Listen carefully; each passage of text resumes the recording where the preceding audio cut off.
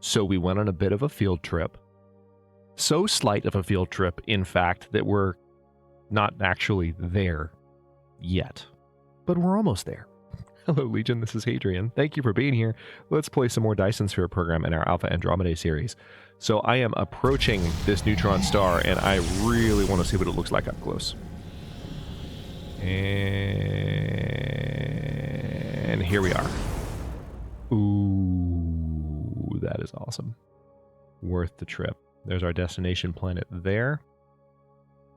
Look at that. So I did a little bit of Googling after the last episode because I needed to refresh my memory, obviously, on the differences between neutron stars and pulsars. And actually, there's not a difference. That's what was tripping me up. Pulsars are a class of neutron star that emit light from their magnetic poles, like this. Well, not just light, but solar matter. So that's the effect right there that's always been there for neutron stars. That very fast moving, and I think there's a bit of a ring to it as well. Let's get close.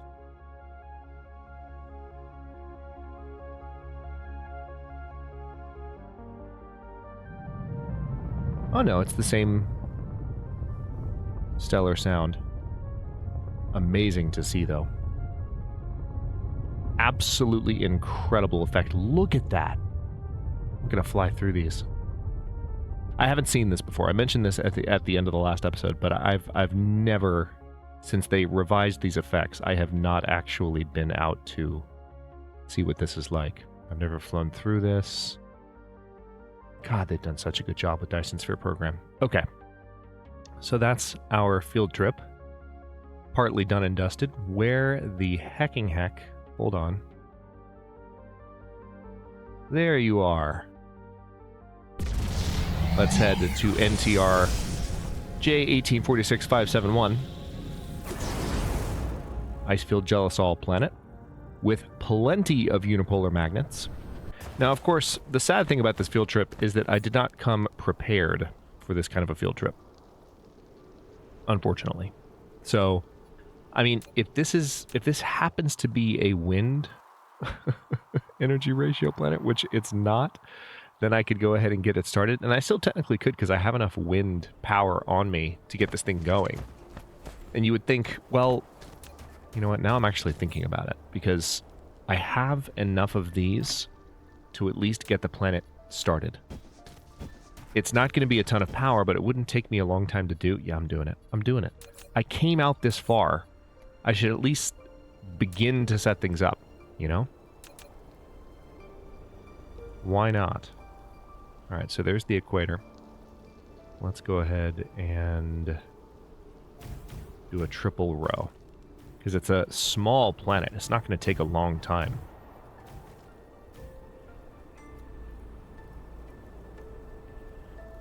And there's not a lot of water on it either, so this will go a long way.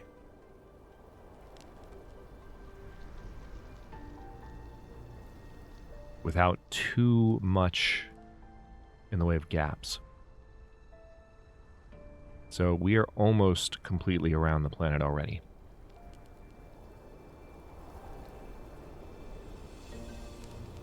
I would imagine maybe just one or two more of these.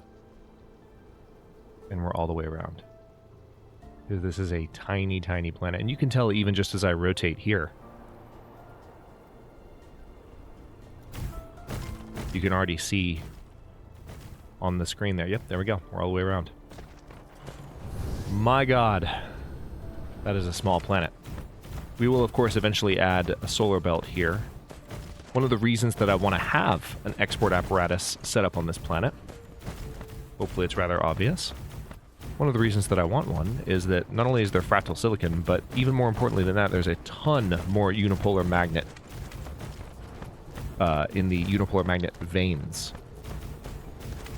Unipolar magnetic material, let's put it that way, in those veins than there is on the world that's orbiting the black hole. And the black hole's cool, but we need that unipolar material.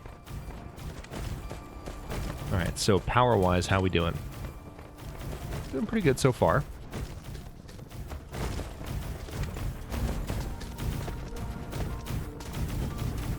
Looks like it's staying connected. Good. A little bit worried about the gap there, but it worked out. We're almost up to the 50 megawatt mark. And then I'll have to make a 2-jump trip back, which is totally doable. That reminds me, though, do I have what I need to make a few of these? I do. Perfect. Tell you what, let's do one at a time. Makes it a little bit easier. Alright, so that's the entire ring. And it's only 62 megawatts, give or take.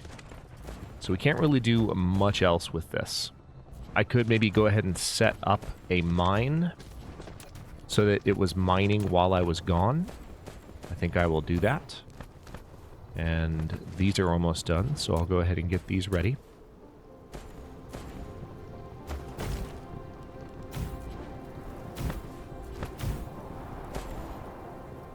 Alright, so while I'm waiting for that, let's find the nearest unipolar magnet vein.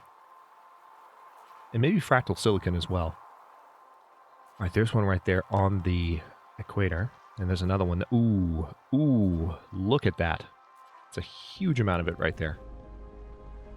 Alright, so we're almost fully recharged. I'm going to wait for that to completely recharge before I make my leap back to the red supergiant. And there's something I want to double check when we make our trip back to the red supergiant, because somebody pointed out there was an error that I made, a rather obvious error, in the reading of the data when it came to the orbital distances. And I'm just curious, because I know that it's still going to be a staggering difference, but it's not going to be as big of a difference as what I initially observed.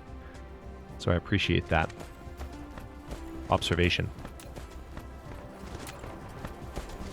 And the chance to correct mine. Okay, so we've got 10 million unipolar... Oh, no, that's stone. Hang on. There we go. Largest deposit is right here. I think that's the entire thing. Yep.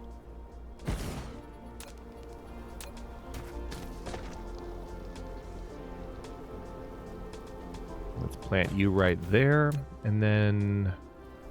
Okay, we can't quite use standard towers, but we can do that. Alright, now I have this set up. I mean, part of me is tempted just to go ahead and fully connect it. It's just these will take so long to travel. You know?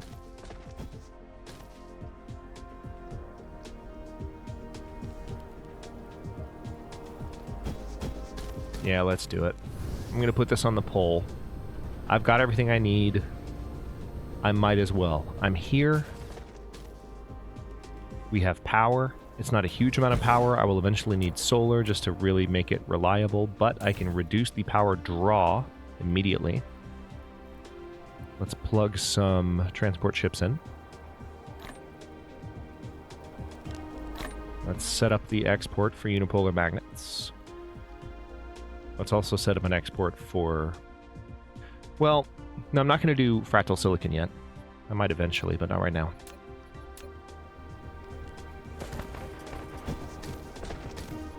Wait, did that actually build? Yes, it did.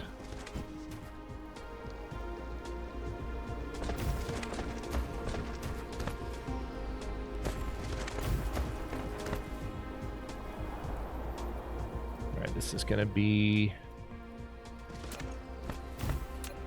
a little bit wonky. Alright, there's that.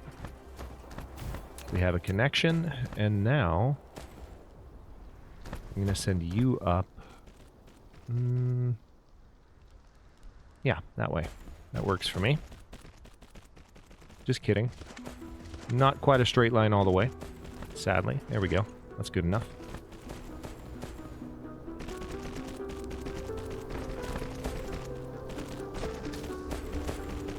Now, of course, again, they're going to have to travel a good ways here. Let me also set these up for import. Yeah. Now we're going to bring a couple. But we'll get started that way.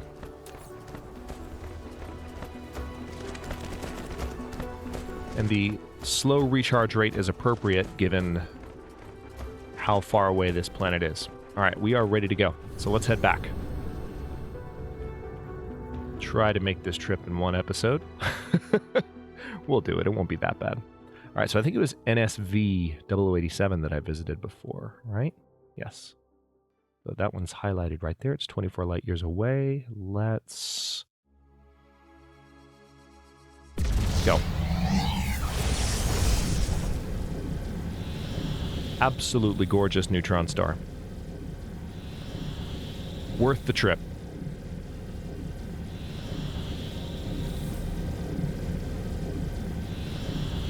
I must say.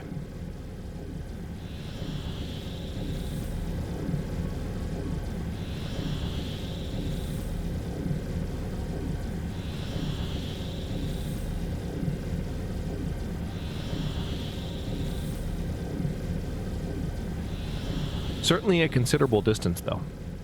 I mean, I'm still 15 light years away, and look, my warp energy is about to run out. Thankfully, I did set up some rechargers on the planet that is orbiting NSV 0887. So that's helpful at least. We have plenty of fuel, so we're not in danger of running out.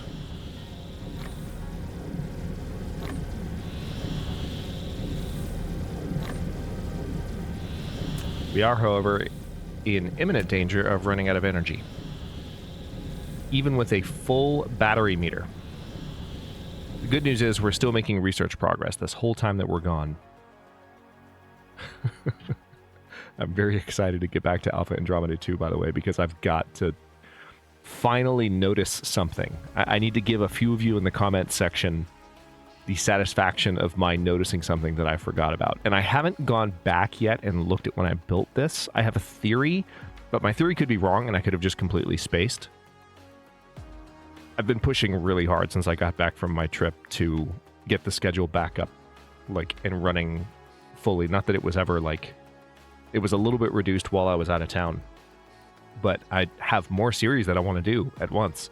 And so what that means is that I'm switching between different games fairly rapidly, and that does mean, I don't mean to make excuses, but that does mean that I will sometimes just outright forget something that I shouldn't forget in a single series because of my attention being split between multiple series. It happens.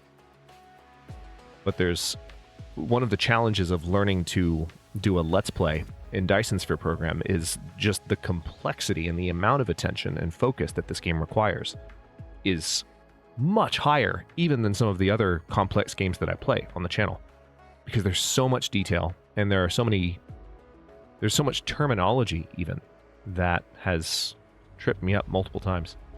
All right, so I really shouldn't have sped up there, but I'm going to go ahead and make the last leap, and I might have just enough energy to get this done. Thankfully, the upgrades that I'm processing at the moment are some very important ones. Yeah, I'm not going to make it within the 2 light year mark, but look how big that star is. Okay, tell you what, while I'm recharging here, let's study this right now. So we've got NSV 0887. The orbital distance, the orbital radius is 2.704 astronomical units.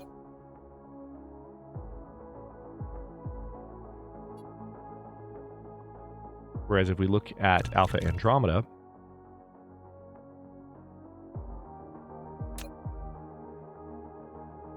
(1.053). Okay, yeah. I think I looked at Alpha Andromeda's orbital radius originally. I said 0.06, and it just didn't occur to me. All right, good. That's a very, very important step there. So all of my ships just got faster. You can actually see the speed increase there on the screen as the ships come and go. So I was looking at this, and I just, for whatever reason, for whatever silly reason, it didn't click that, hey, that's clearly the orbital radius of Alpha Andromeda 2 to its parent body, which is Alpha Andromeda 1. It just didn't click. So really looking at Alpha Andromeda 1, it's 1.053, which is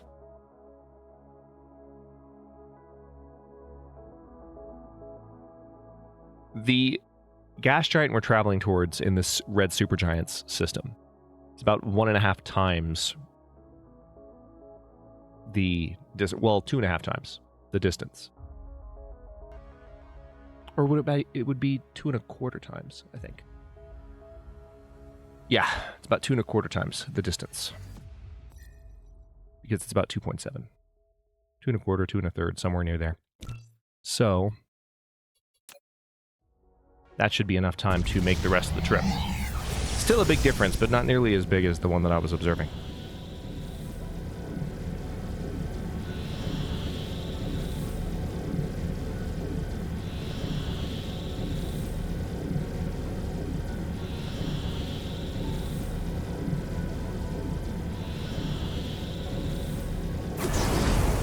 Alright, we are back. Now, as I recall, there are some solar panels somewhere here. There they are. My temporary charging station. Let me use that while it has power, because it's about to not have power. Oh, look at that sunset. Look at that. That's so flippin' cool. And yes, you can have planets that are like this, that are not around gas giants in red supergiant systems. You can have them closer to the star than this. So imagine the sun taking up like twice or 3 or 4 or 5 times as much of the screen space right now as that. It's still so massive. It's freaking great. Alright, so this is unfortunate. Because again, I don't have charging power while we're not facing the sun. So I just have to wait for things to recharge in order to fully make the trip back. However, we are considerably closer at this point to Alpha Andromeda than we were before. So that's more than halfway. It's 19 light years away. We just need to fully recharge in order to make the trip. Yeah, it's about 5 light years closer. Quite a field trip we took. But there's going to be something very satisfying that happens on the other side of it. You know what I just realized I can do?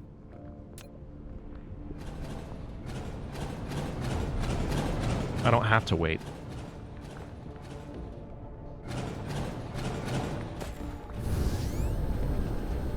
I'm going to go to the side of the planet where the sun is rising. And I'm going to put all those back down.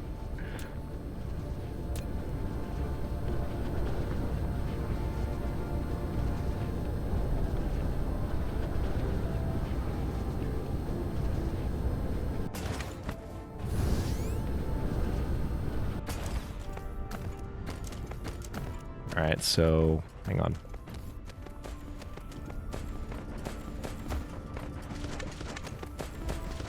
Good spot right here.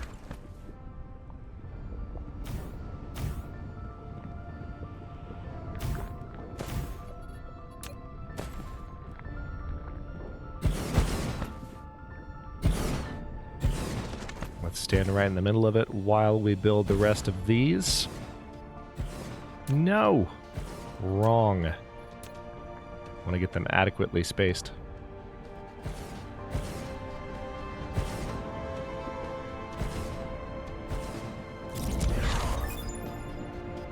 Perfect. So we just had a carrying capacity upgrade, and now we are working on research speed. And of course, as I mentioned, we had a ton of information matrices built up. So we're currently seeing the benefit of that. Oh, I actually had a good number of these. Alright. Very glad that I did that, because now we're quickly recharging.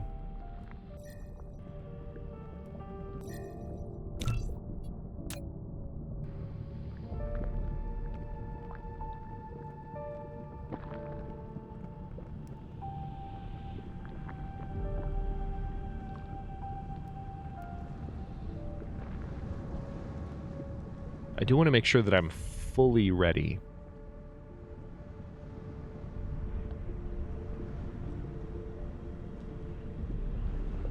Alright, that's about as close as it's going to get. It might go all the way up to 3.2, I believe it does. 3.18, good enough for me. Let's go. Alright, we are not going back to NTR J1846. We are headed back to Alpha Andromeda. Gonna wait a moment for that recharge. And this will be almost the entire trip in one go. Maybe not quite the whole thing, but close.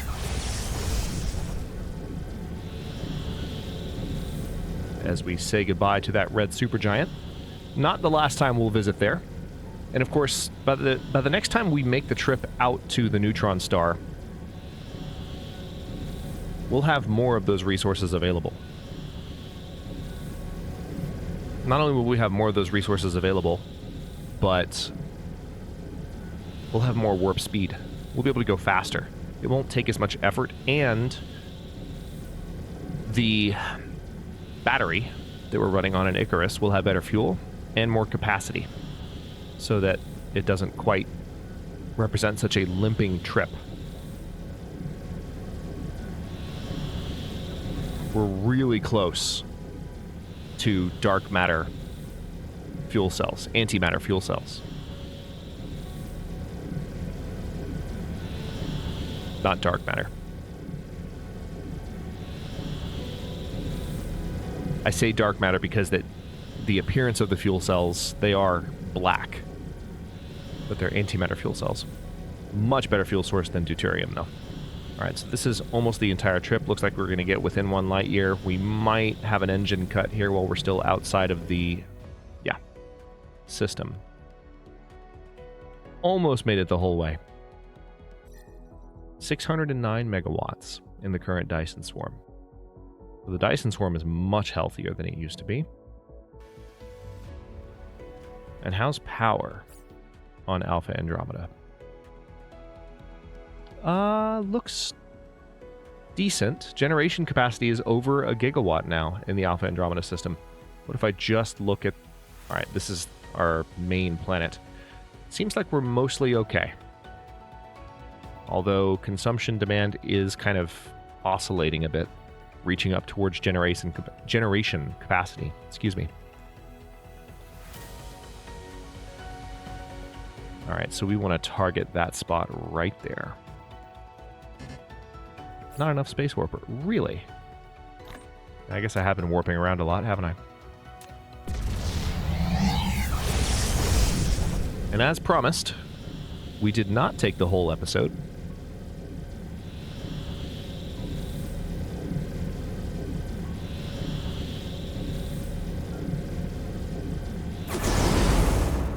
Perfect timing. Now, for the satisfying moment some of you have been waiting for. What's happening here?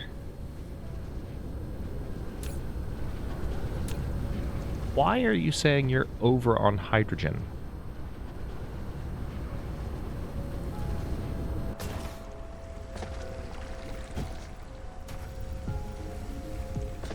That doesn't make any sense at all. So we have an input there, input there.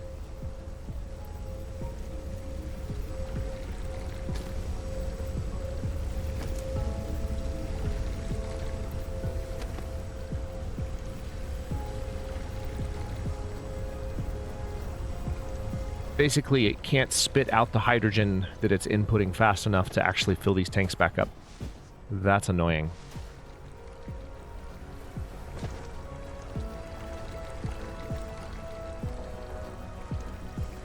Gotta find a way to fix that.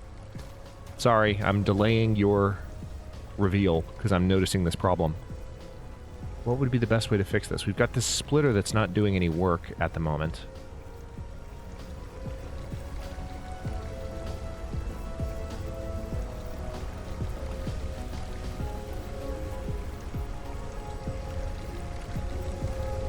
Okay.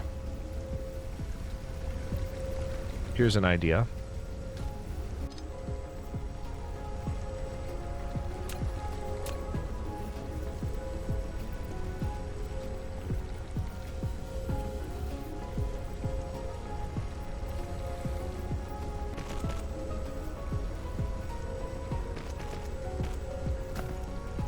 Okay. And now what we'll have to do is move this somewhat.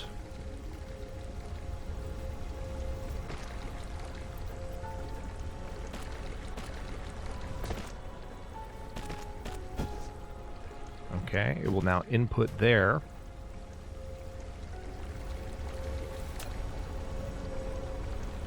Ugh, it's not going to have enough room.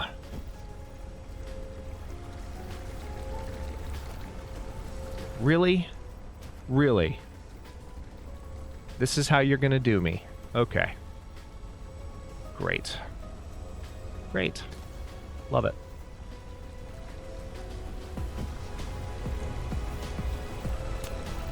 So here's what I'm going to have to do here.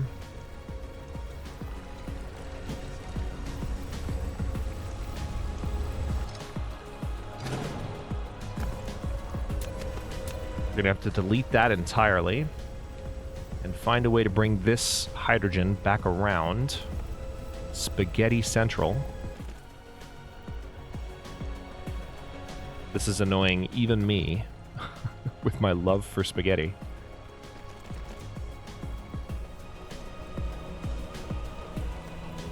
Alright, so that should do it.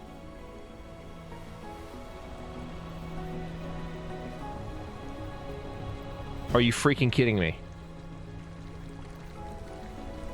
Do you see what's happening? Like, it should build it, but because it won't let me build the end point, I don't actually want it to build all the way there. I just need that point to be built. That's all I want. That's all I want. Hang on, maybe if I do this.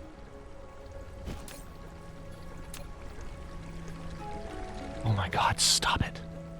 Yeah, it's not gonna work. Screw you. Screw you. Oh my god, I'm actually a little bit mad at Dyson Sphere Program right now. That is so ridiculous.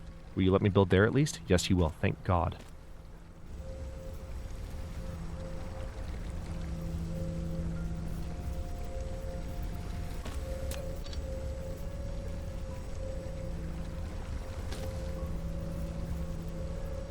Alright, so what I'm going to have to do is move this now. This is so ridiculous. All just to get a line down to there. Now, in your case, you need to go up and around. You can't build. Oh my god, screw you. Why do you do this? Alright. Fine. Fine. You want to play that way? We'll play that way. So we'll go down here, over here, and then up. You still won't. Oh my god. The mechanics sometimes... See, this is why I'm annoyed. Watch. Delete. Boom. That's what I wanted it to do, but that it was telling me it couldn't do. It's rude, is what it is. It's rude. It's just rude. It's pure rudeness. Alright. So now it's actually inputting properly. And now what I need to do... And I promise I'm not going to deny you the satisfaction of what's coming. I promise. But I need a second output here. So...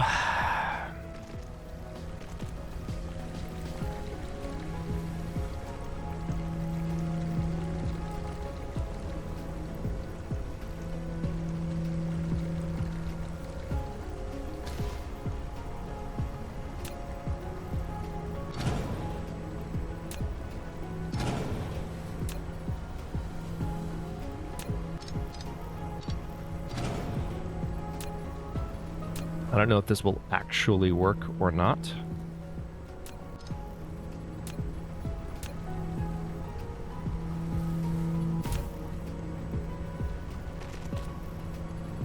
But I'm gonna try it. I'm inclined to think that it won't work.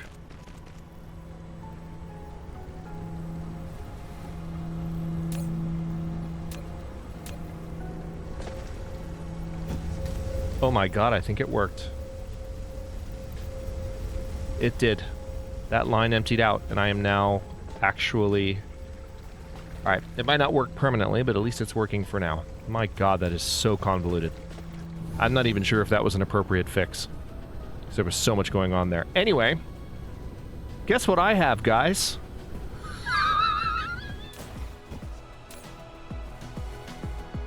I have a storage for plane filters that I forgot about and that I was staring at every time that I would come here and pick up plane filters. This storage is sitting here, and an incredibly polite commenter just very, very gently asked, "Hey, what's in that storage you got there?" And I was like, "Oh yeah, that's plane filter storage." And I did see, as of the moment that it was asked, like, oh, that's plane filter storage, but clearly there can't be a lot of them in there. But it turns out, yeah, there's several. What can I do with that, you ask? Well, I'm glad you asked. Oh my god, are you really doing this right now? Hang on. Rude. Alright, where did the other one go? There it is.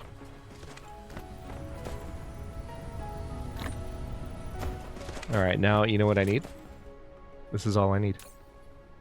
I'm just going to grab a whole bunch of this off the line, straight up. I could grab it right out of storage, but I'm standing right next to a massive chunk of it. Now watch this. Beautiful. I am going to grab it out of storage because I can. Yeah, there's a lot more here now, so that's lovely. Now everything that I've been building plane smelters for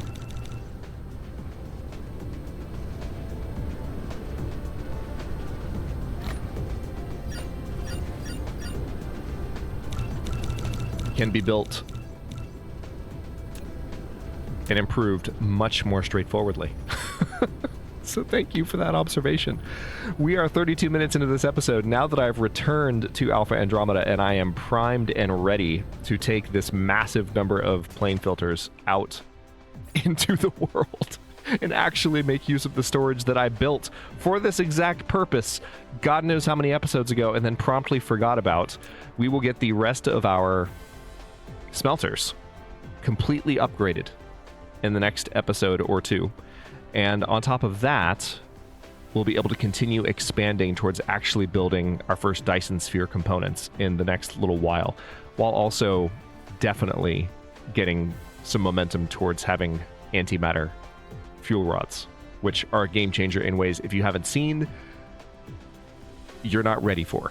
It's so much better, not only for planets, but for Icarus/Invictus itself. So a lot to look forward to. Thank you so much for watching. If you enjoyed this one, don't forget to like the video and subscribe to follow along. If it's not your first time or even your second, look for the join button to access unique emotes, badges, and other perks. New episodes are coming out every day at noon US Eastern Time, and comments are always welcome. Let me know what you think, and I'll see you next time.